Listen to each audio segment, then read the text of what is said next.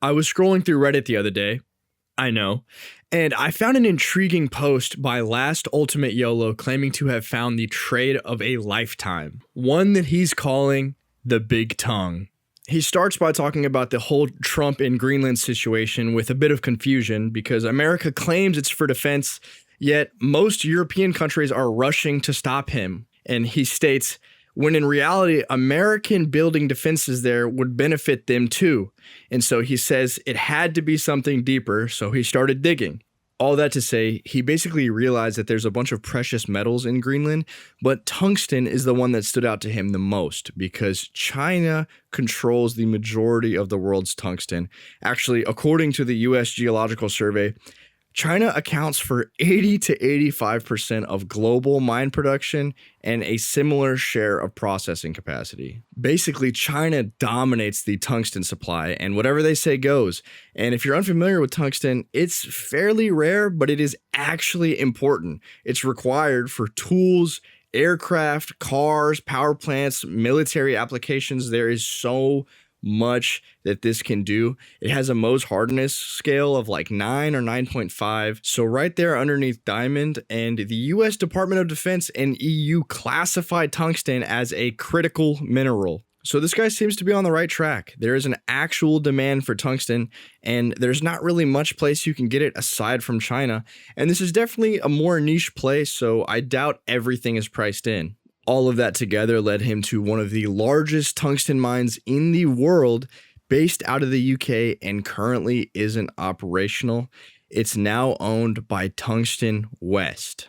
Apparently, the previous company did a bad job. They damaged ore, they pissed off councils and locals, and they basically just left a mine that he claims, if it's fully productional, would produce as much tungsten as the entirety of Russia. According to Google, Russia produces about 2,000 to 3,100 metric tons of tungsten per year. Don't really know how much that is, but apparently they're the world's third largest producer after China and Vietnam. So that sounds pretty damn good. But one of the main problems with these mining companies is that they are incredibly capital intensive. He makes a great point that it's immensely cheaper to restart an existing mine than to find a new one, and he even states that recent debt restructurings have opened a path to success. Landzone, a huge player in the mining space, converted their debt into 30% of company equity, betting on its success, and there's a meeting this month to finalize B shares and avoid further dilution. Granted, he said this month, but this was about a month ago. But this is where I start to deviate from his thesis a bit. Whenever I decided to make this video, I didn't want to just say everything that he said and steal credit for his work. I wanted to see if it actually made sense as an investment, or if maybe there was another opportunity in store. And what I found was another opportunity, because what's cheaper than restarting an old mine?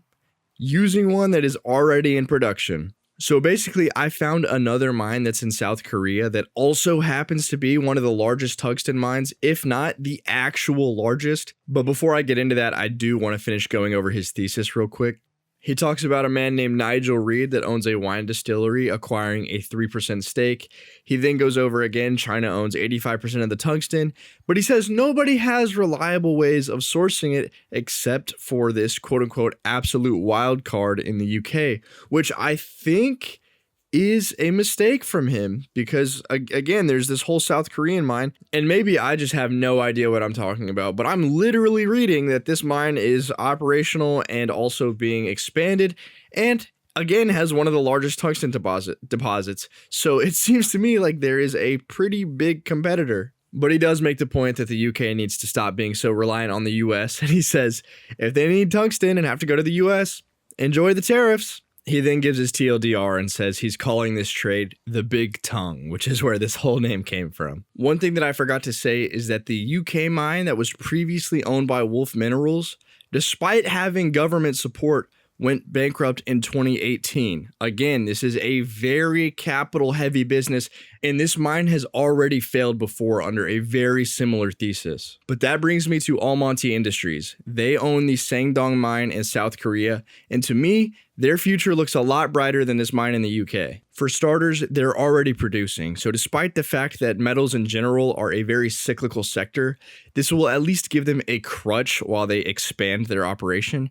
And I found an article by the Korea Times, so maybe a little bit biased, but this has a lot of supporting evidence. Almonty Industries has a Korean subsidiary called Almonty Korea Tungsten Corporation, also known as AKTC. AKTC said that once the expansion is complete, this mine will dominate Almonty Industries' overall mineral output. And they also said this mine will provide enough minerals to remain productive for more than 90 years. I mean, there is so much stuff in this. They also said that past drilling indicates the mine contains the world's largest tungsten deposits. I knew I had read that somewhere.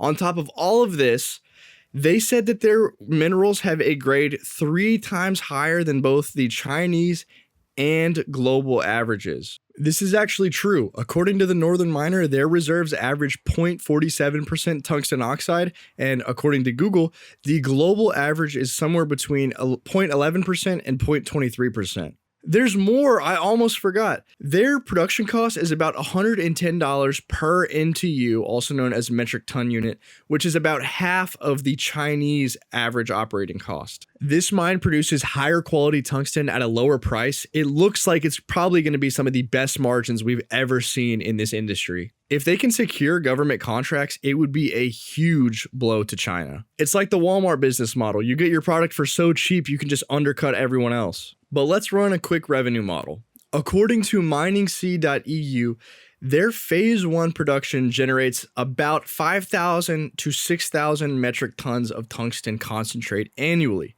Their phase 2 expansion aims to about double this by 2027 to 2028. So let's assume they can average about 10,000 tons of tungsten concentrate every single year. According to my very credible source, Spectrum Analytica on Reddit estimates that the tungsten spot price in Europe is about $1,350 per metric ton. If we assume that the increased competition cuts the spot price of tungsten in half to $675 per metric ton, multiplied by the 10,000 metric tons that we estimate they produce, it comes out to a total revenue of $6,750,000. That's not a lot of money, especially since there has already been over $120 million sunk into this investment. But I'd like to think that is a somewhat conservative estimate. Of course, if tungsten spot price skyrockets any further, their revenue will continue to skyrocket, on top of the fact that they can also produce more potentially. Combine this with government support over a strategic asset and better margins than competitors over the next 40, 50, 60 years, and I think this mine will do pretty damn good. So what's the best option? Almonty Industries with their South Korean mine, or Tungsten West with their mine in the UK? Or should we just not invest in tungsten miners in general and invest in tungsten itself? Let's get into all of that. Let's start with physical tungsten, because the first thing I thought whenever I read this was, why don't you just buy tungsten itself instead of risking your money on these stocks? Well, it's really just not practical. There isn't a physical market or ETF for tungsten as there is for gold or silver, and it's really just a hobby-oriented thing. Like, think of all the YouTubers that have the tungsten cubes. If you were to just buy tungsten, there's no regulated market for it, so there's virtually zero liquidity. So again, it's really not practical or scalable in the way that a stock would be. But mining stocks still have exposure to metals, and actually, the better a metal does, the better the mining stock will do. For example, GLD, the gold ETF, is up somewhere around 74% over the last year, whereas GDX, the gold mining ETF, is up about 140% over the last year, so almost double. Okay, so now we've established that buying tungsten outright isn't really an option. So what is the better choice between these two companies? Although I'm sure you could probably guess where I'm going to lean. I prefer Almonty. It's already in production, it already has contracts, and it already accounts for most of the non-Chinese tungsten supply.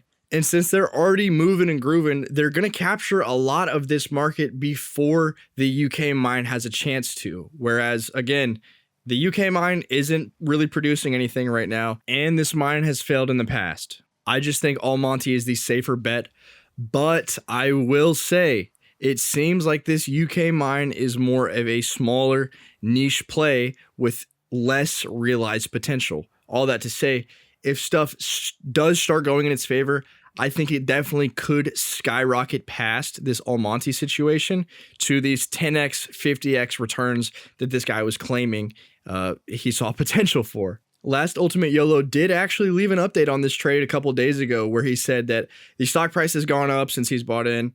They've raised $40 million, and Greg Coffey, apparently a genius macro trader nicknamed the Wizard of Oz, now owns 9.3% of the company. So it seems to be doing pretty damn good so far, but I still think Almonty is the better choice. But let me know what I missed. Let me know what I got wrong. I hope you got something out of this video. If you did, consider leaving a comment, consider subscribing. I would really appreciate it. Good luck on your investing journey.